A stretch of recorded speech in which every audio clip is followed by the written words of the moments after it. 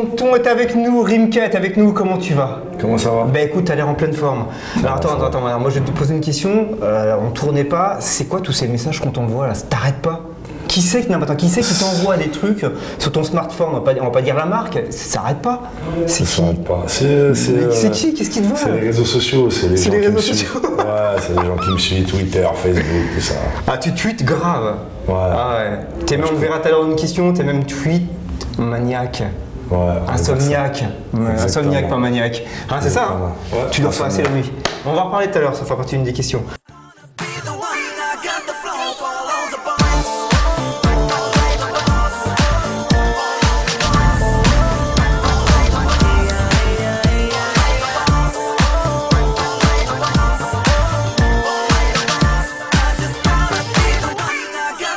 Toi t'aimes la house, moi j'aime la funk. Follow les boss, les tontons, les tauliers dans le club. Toi t'aimes les snapbacks, j'aime le breakdance.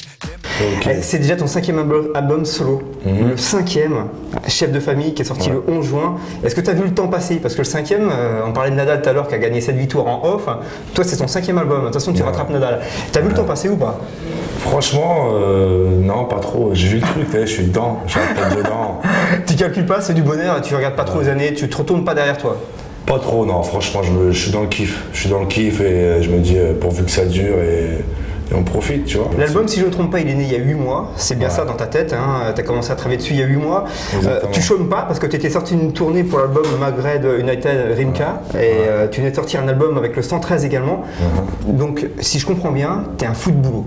Ouais. C'est un peu ta drogue, quoi. Tu bosses comme un dingue. Non, sérieusement, ouais. Ah, c'est ce qu'on m'a dit de toi. Tu es un vrai bosseur. Exactement. On charbonne. Tu charbonnes. Ouais, charbonne. Qu'est-ce que tu voulais mettre dans cet album en fait? C'était quoi l'idée de base?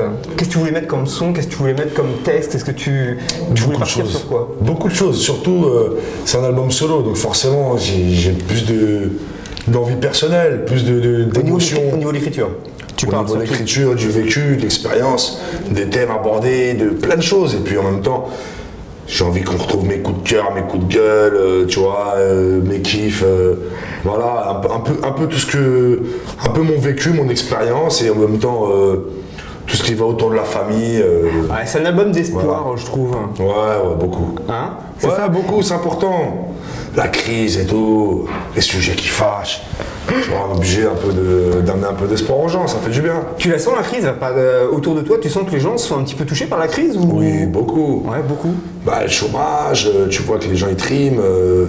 Voilà, je sais pas, il y a un état d'esprit morose en France. On dirait que. Quand tu vas au bled, c'est pas comme ça? Pas du tout.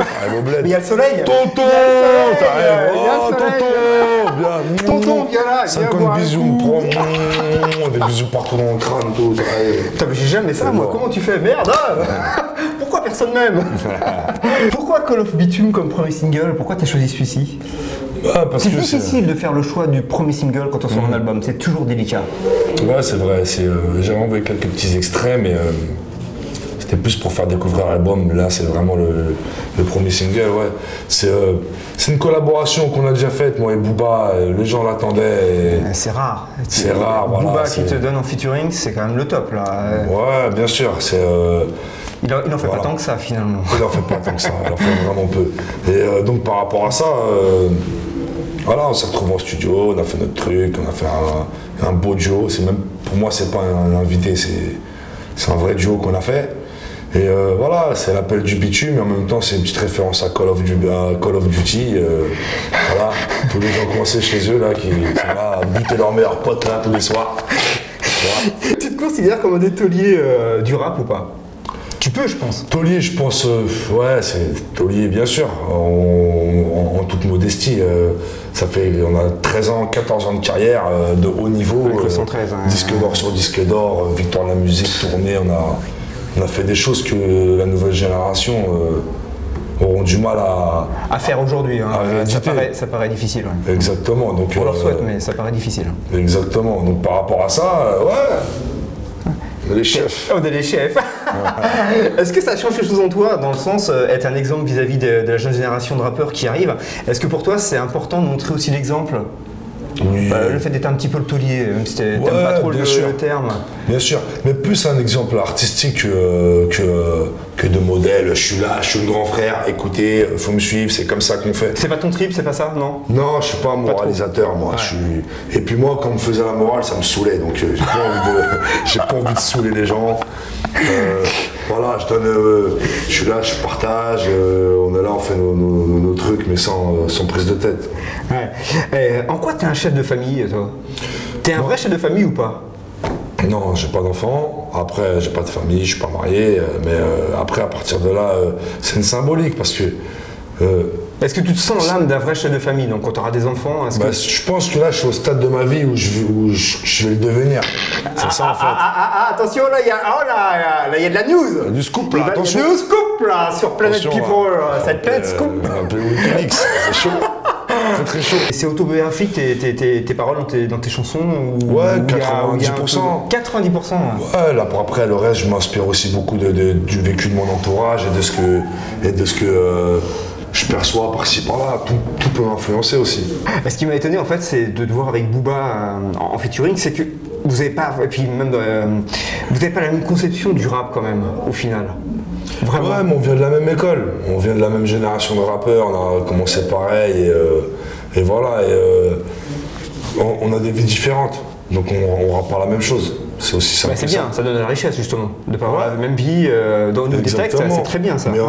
on est chacun très réel et très proche de ce qu'on vit. Donc ça veut dire, voilà, lui il vit au States et il raconte sa vie, voilà.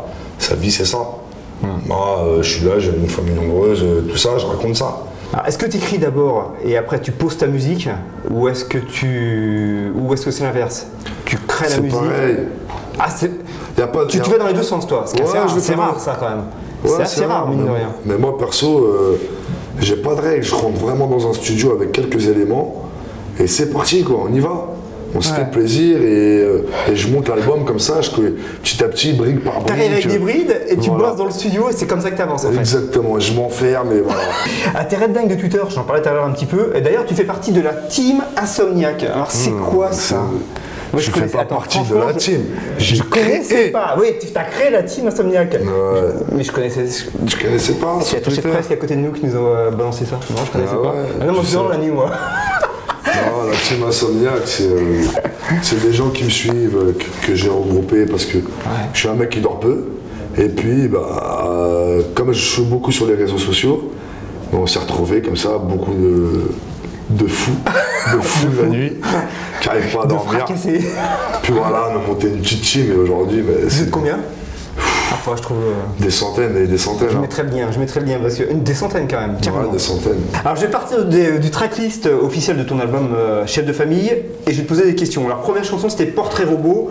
Est-ce que tu peux me dresser ton portrait niveau caractère? Rimka, ton caractère, qui es-tu? Dis-nous-le. Dur, froid, ouais, mais avec plein de Dur, cœur. froid? Ah bah attends, plein de là cœur. là là là. Avec plein de cœur. Oublié, troisième titre. Ouais. Qui as-tu récemment oublié et tu t'es dit bah mince lui il faut que je l'appelle, je l'ai complètement oublié. Il y a quelqu'un envers qui c'est arrivé là? Non, pas récemment, en ce moment, T'oublies personne. Ouais, en ce moment, je suis assez rigoureux. L'album, vu que l'album sort et tout, on est en mode Tu relances là. Tout militaire. Garde à vous. Droit, rigueur. Addict, quatrième titre. C'est quoi ton addiction numéro 1? Tout est dit. Bad Trip, sixième titre. Un récent Bad Trip. Un récent bad trip. Qui t'est arrivé Un petit bad trip, c'est. Tu t'arrêtes 2 minutes, tu bois un café, tu fumes une clope, tu sors et il n'y a plus ta voiture. Et il y a Bad plutôt trip. genre Fourrière. Voilà. Chef de famille, tu fais le ménage chez toi ou pas? Ou tu fais. C'est un grand mot, ça. Hein. Faire le ménage. Hein. Ah, t'as du temps, tu dors pas. On va dire, je bricole. Tu bricoles. Happening, le happening de Rimka. On kiffe ton titre Addict. Tu le chantes pour nous? Cannabis addict, quelle vie, bientôt la calvie. Frénésique, mon camel historique. Je profite, je me roule un petit, je vais me faire buter. On va tous crever, donc pourquoi pas se faire buter? Tu es Katy Perry pour une journée. Tu fais quoi? j'enlève tous les trucs là, les faux ongles, les faux cils, les faux cheveux, les faux seins, les faux, tout ce qui est faux. Et je vais voir maman et j'y pars dans maman. Voilà. Lionel Durel, qui vient de t'interviewer, est un vraiment mauvais. Fais-lui immédiatement une mauvaise pub avant qu'il ne retrouve jamais de boulot ailleurs. Interview pourrie. Mon frère, il vient en chemise des années 30. On dirait qu'il a 50 balais. Franchement, il est plus dans le coup, il est has-been. Faut couper, frère. On coupe le tuyau. On le sait, tu adores François Hollande. Il faut qu'il le sache. Tu as 20 secondes pour le dire. E19, tu démarres, Paris, tu montes la A1. Ensuite, tu récupères la E19. Tu bombardes, tu traverses la Belgique. Là, tu arrives en Hollande. Et là, tu kiffes.